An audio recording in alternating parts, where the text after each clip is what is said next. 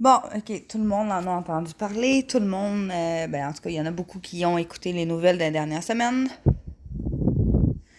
Dans le fond, la crue printanière.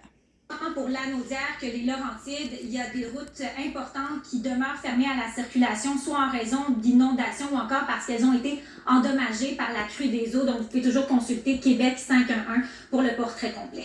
Merci beaucoup, Marie-Lise. Je retrouve maintenant ma collègue Charelle Traversée en Mauricie. Charelle, c'est la route 349 qui place vraiment les résidents de Saint-Alexis-des-Monts dans une position assez précaire.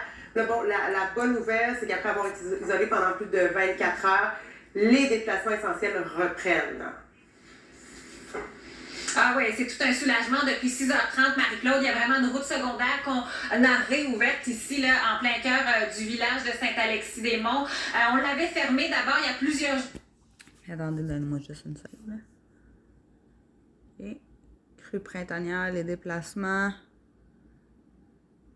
essentiels permis. Il y a des routes bas. C'est vraiment dommage qu'il y ait des routes qui se sont...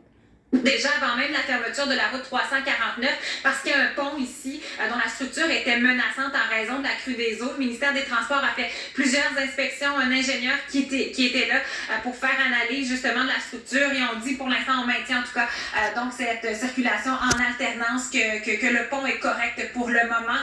Donc vraiment ça a été accueilli, tout un soulagement, vous l'avez dit, les 3000 résidents ici à Saint-Alexis-des-Monts qui ont été enclavés pendant près de 24 heures.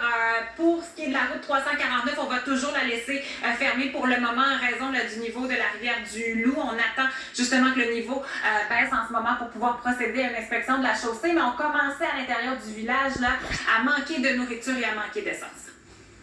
Matin, le pain, on n'avait plus. T'sais, hier, tout le monde sont stockés dans le pain. T'sais, les bananes, on n'en a plus. Puis là, matin, tout a rempli. Il n'en reste plus d'eau, mettons pour le régulier. Mais j'ai su par mon patron qu'il y avait dedans qui s'en venait. Mais c'est stupide de façon que on est traité par le ministère du Transport. On a plusieurs chemins pour sortir, mais quand c'est le temps là, de sortir pour quelque chose, pour des problèmes de même, on n'est pas capable de sortir. Je voulais aller à Trois-Rivières aujourd'hui, puis j'irai pas parce qu'il faut passer par Berthier. Ça fait que c'est pas mal loin. Puis là, ce qu'on fait, on s'en retourne au chalet. C'est dans Saint-Alexis. Ouais, à Saint-Alexis, il a même fallu transporter de la nourriture par hélicoptère. Ouais. Oui, vraiment ce matin, en fait, c'est la maison L'Abondance là, qui en ce moment dessert plusieurs familles démunies ici à l'intérieur du village. Là, plus de 80 familles qui attendaient justement leur panier alimentaire, de la nourriture. Et on avait trop peur que le lien secondaire allait se fermer de nouveau, qu'on a mis ça en place. On a procédé justement à plus de 1500 kilos de nourriture là, qu'on a transporté par hélicoptère. C'est un ancien militaire, un pilote d'avion qui a organisé le tout. Il y a même le député là, de Masquinongé, Simon Allaire, qui a fourni plus de 3500 $ pour payer l'essence et justement ces familles qui ont pu être approvisionnées ici. Et là, plus que jamais, on demande le rehaussement de la route 349 pour éviter que ça survienne à nouveau au cours des prochains printemps. Quand même un beau geste de solidarité. Merci beaucoup, Charelle.